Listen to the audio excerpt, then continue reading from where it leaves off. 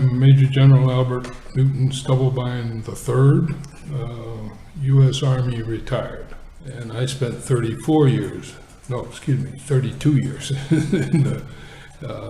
the military. And ended up as a Major General.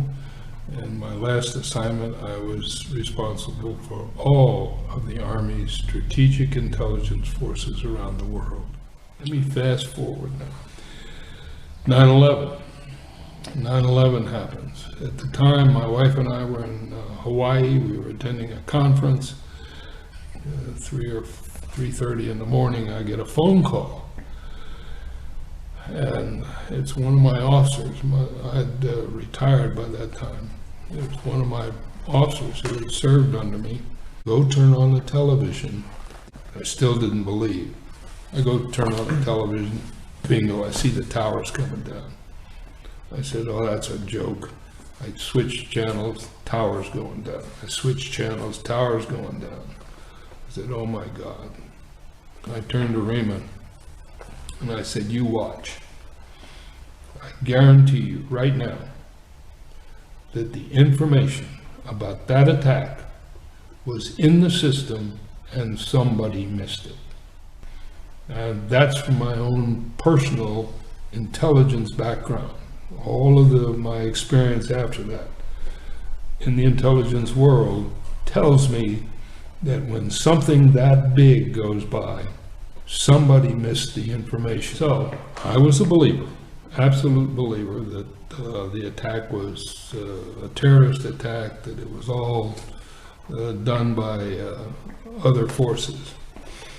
And after that periods, my wife began to put pieces together, and she said, I don't think that attack was done by the enemy, the terrorists that you indicated. I said, you're wrong. She said, I don't believe it. I said, you're wrong. And so she began to find bits and pieces of information, and she would present them to me, and I said, no, not my government. My government would not tell a lie like that. And I just disbelieved. I was so ingrained in my belief system that I could not believe, I literally could not believe that anybody but a sort of could do something like that. And then one day, I saw a picture. It was a photograph of the Pentagon and the hole in the Pentagon.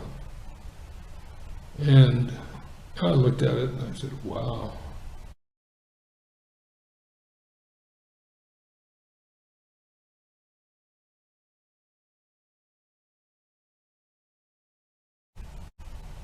Then I looked at it again. I said, something's wrong. Something's wrong with this picture. Then I kept looking at it. And then I began to not look at it just at a glance, but to study the photograph itself. What's wrong with this picture? Why is your belly saying, my kinesthetic aspect of my processing system saying, something wrong with that picture? Well, there was something wrong. And so I analyzed it, not just photographically, I did measurements, I did all kinds of it. I checked the plane, the length of the nose, where the wings were. I did all of the measurements. I took the measurements of the Pentagon, the depth of the destruction in the Pentagon. Conclusion, airplane did not make that hole. I went public at the time. I am the highest ranking officer, I believe, that has ever gone public. That whatever that story was, the official story, was not true. Now, I was very careful to not say what it was, because I couldn't prove it. I was careful to say it was not the airplane that did that, because I can prove that it was not the airplane. Later, I saw another photograph of one of the sensors on the outside of the Pentagon. Now, all of the sensors had been turned off, which is kind of interesting, isn't it? That day, why would all of the sensors around the Pentagon be turned off? Ooh, that's strange. I don't care what the excuse is, that's strange. There happened to be one that apparently did not get turned off, and in that picture, coming in, flying into the Pentagon, you see this object. And it obviously hits the Pentagon. When you look at it, it does not look like an airplane. Later, sometime later, after I'd gone public, that imagery was changed. It had, it got a new suit around it that now looked like an airplane. But when you take the suit off, it looks more like a missile, not like an airplane. Let me go back to the next, I think, very important piece of information. The amount of energy required to melt the girders, the steel in the tower, cannot be gotten to a melt point with the fuel that was in the airplane. Not possible. So any melting did not occur as a result of the hit from the airplane. Point. I call it dot, okay? Dot. When you look at the tower coming down, what you see are, at each floor, successive puffs of smoke. Puff, puff, puff, puff, puff, all the way down. What are the puffs of smoke coming from? Well, they claim they're from the collapsing floors. No. Those puffs of smoke are controlled demolitions. That's exactly what they are, because that's exactly how they work. And so the fact that the airplane hit, it did not cause that collapse of the building. The collapse of the building was caused by controlled demolition. If the top of the building became unstable due to the weakening of columns, one would reasonably expect the top of the building to start to lean, start to creak, connections start to break, and the top of the building would simply fall off to the side and come crashing down on the buildings next door. And the rest of the tower would remain. That's what one would expect.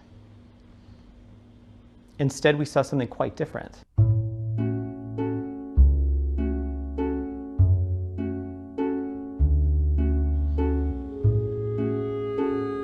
It is not reasonable to think that the weakening of some columns near the impact zone could somehow lead to an entire building collapsing entirely down on itself, symmetrically into its own footprint,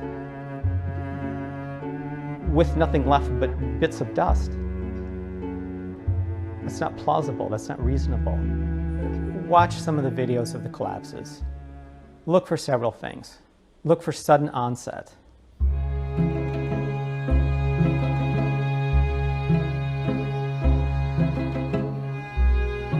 When the collapses start, they happen very fast and they complete within 10, 11, 12 seconds.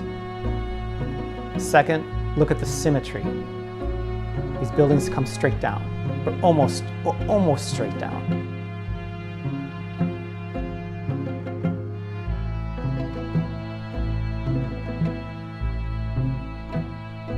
asymmetric damage does not lead to symmetric collapse. It's very difficult to get something to collapse symmetrically because it is the law of physics that things tend towards chaos. Collapsing symmetrically represents order, very strict order. It is not the nature of physics to gravitate towards order for no reason. It will gravitate towards chaos. It is very difficult to get a building to collapse symmetrically. Mark Loiseau has been in this family business all his life. He knows what it takes to bring a building down. The largest steel structure we've taken down, which I think is still a Guinness record, is the J.L. Hudson building in Detroit.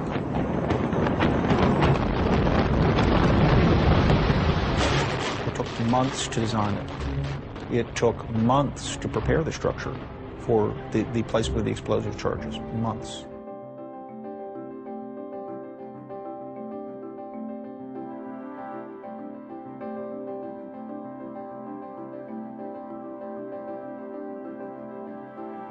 Third, look at the rubble that is left. It is not big pieces of steel, big chunks of cement. It is fine particles. Surprisingly, so little rubble.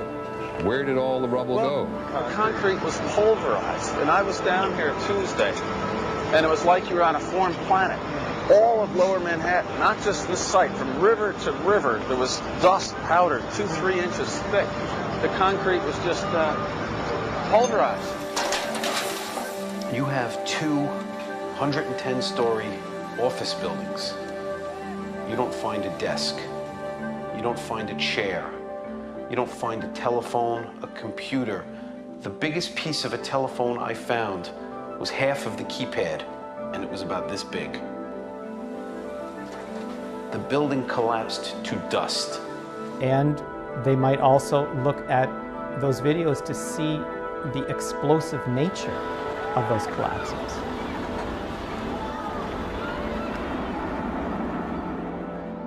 You can see essentially a wave of explosive demolition traveling down the building as it collapses.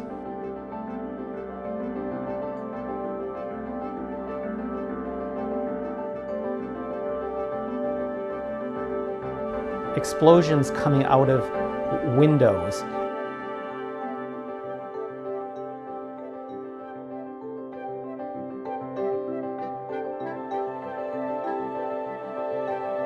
Huge chunks of steel perimeter beams flying hundreds of feet off to the side.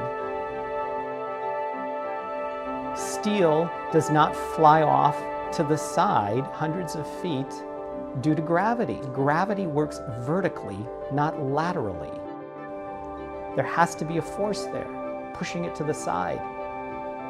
Otherwise, it would just fall down to the ground. It'd be like dropping a ball out of a window. It would just fall straight down.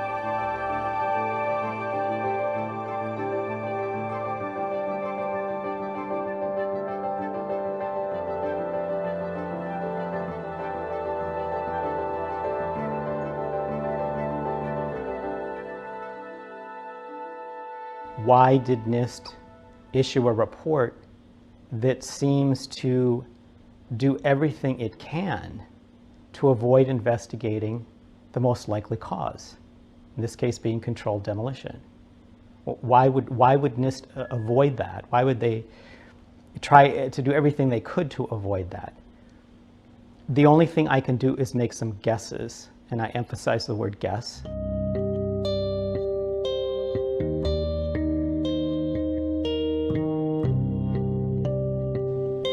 Perhaps they were coerced, perhaps they were pressured. I don't know where that coercion or pressure might have come from, but it is not typical of NIST to do anything short of excellent. NIST is extremely meticulous about their research, and by necessity they need to be. That is what they excel at. This report does not fit that pattern at all. Fact. Building 7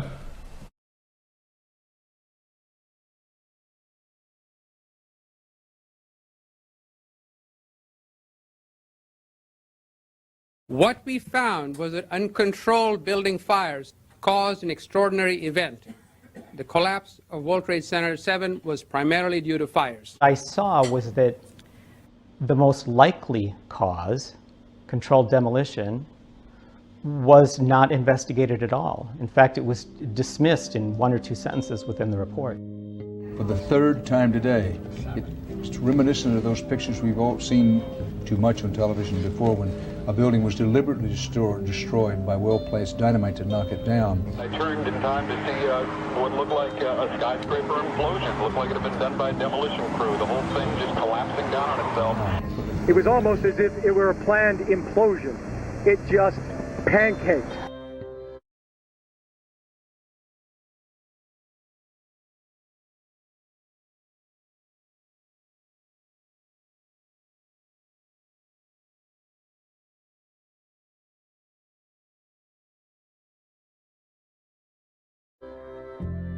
Dit is controlled demolition. Zeker weten. Zeker weten. Er is nagesprongen. Dit is in opdracht gebeurd. Dat heeft het team gedaan van experts. This is the first time that we're aware of that a building over 15 stories tall has collapsed primarily due to fire. What is special about Building 7, and I think why it has gotten as much attention as it has, is because it wasn't hit by a plane. So that cannot be used as a reason for why the building collapsed. Now, it did have some fires. They weren't terribly notable fires.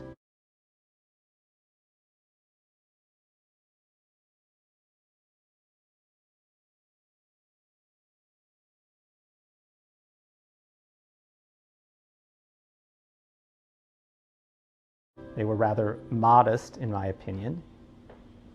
And to complicate matters even more, there was an obvious foreknowledge on the part of some people that seemed to know that this building was going to come down. That building right there, the brown building, the tall one, is number 7 World Trade Center. I've heard several reports from several different officers now that that is the building that is going to go down next. In fact, one officer told me they're just waiting for that to come down at this point. The building is about to blow up. Moving back. Rescue workers pushed people away from the scene. We are walking back. There's a building about to blow up. Now, all these stories are not compatible. You cannot have a heavily built steel frame high-rise collapse due to modest fires. If that were the case, it would be extremely unusual for that to happen. So unusual that you could not possibly predict when or if it was going to happen. At the same time, you have people more or less waiting for it to come down, and in some cases, they had reported it had collapsed before it actually did. We are getting information now that one of the other buildings, Building 7 in the World Trade Center complex, is on fire and has either collapsed or is collapsing. We've got some news just coming in, actually, that the Salomon Brothers building in New York, right in the heart of Manhattan, has also collapsed. There were very few people in the Salomon building when it collapsed. I mean, there were, I suppose, fears of possible further collapses around the area. That's what you would hope, because this whole downtown area behind me has been completely sealed off and evacuated, apart from the emergency workers. That was done by the mayor, Rudy Giuliani. The point is, that building is heavily built. There would be no reason to expect it to come down. Can you confirm it was number 7 that just went in? Yes, sir. And you guys knew this was coming all day? We had heard reports that the building was unstable and that it eventually would either come down on its own or it would be taken down. Good morning. I'm here to summarize the findings from our 3-year study of the collapse of World Trade Center Building 7. Before I tell you what we found, I'd like to tell you what we did not find. We did not find any evidence that explosives were used in the collapse of Building 7. We ran down detailed computer simulations of blast scenarios. This size blast would have produced an incredibly loud sound that was not recorded on videos of the collapse nor reported by witnesses. You want to call your mother or something? supposed to be right now. You gotta get back from here. I know that. You all gotta right. get back. All right, Move it. I know. Was not recorded on videos of the collapse, nor reported by witnesses. You want to call your mother or something? Supposed to be right You now. gotta get back from here. I You know that. You all gotta right. get back. All right, Move it. I know. Keep your eye on that building as they coming down. What became immediately obvious to me was that there was overwhelming evidence that all three of those towers, 1, 2, and 7, collapsed due to controlled demolition. And the NIST reports focused almost entirely on reasons due to fire and the associated plane crashes and jet fuel.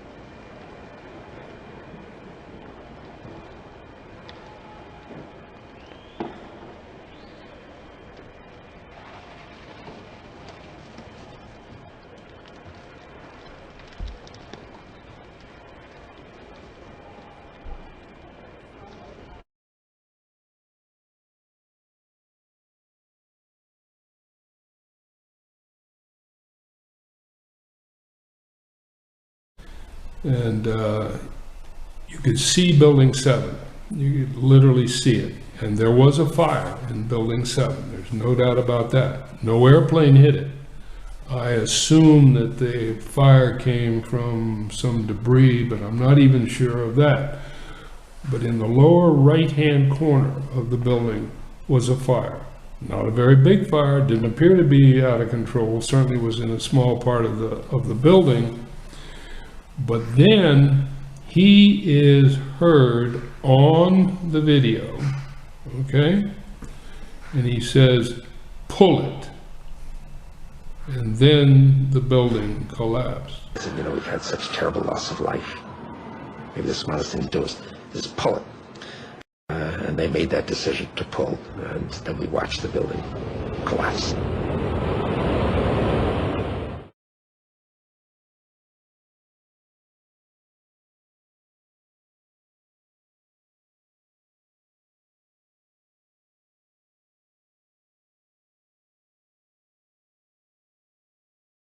There was another data bit. All of the air defense systems in that part of the country had been turned off that day. All of the air defense systems had been turned off. Why? Apparently because the vice president was out in Colorado and he ordered them turned off. Why would you turn off all of the air defense systems on that particular day? It's a dot. It's information. But strange that everything got turned off that day. Dot. There was an exercise that was designed for the air defense systems that was an attack on the towers by airplanes. Isn't that strange that we had an exercise that mimicked what really happened? Strange that we had planned an exercise that was exactly what happened. And at the same time, the air defense systems were turned off. Don't you find that strange? I find that weirdly strange. Dot, yeah, just a piece of information. But how does it correlate with everything else? See, so you see the dots. You have all of these dots. They're just bits of information, but that's exactly how the intelligence world works. You get a bit of information here, you get an information here, a bit here, and a bit here, and pretty soon you got a picture. To me, what does the picture say?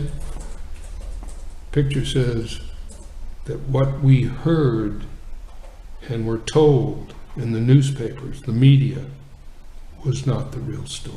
If there's enough doubt in the official story where the stories are absolutely not consistent with what happened, that they paint a different picture than the one that was given to the media,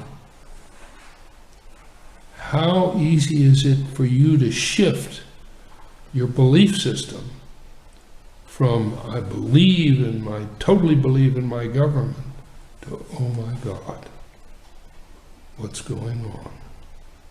And that's exactly where I went.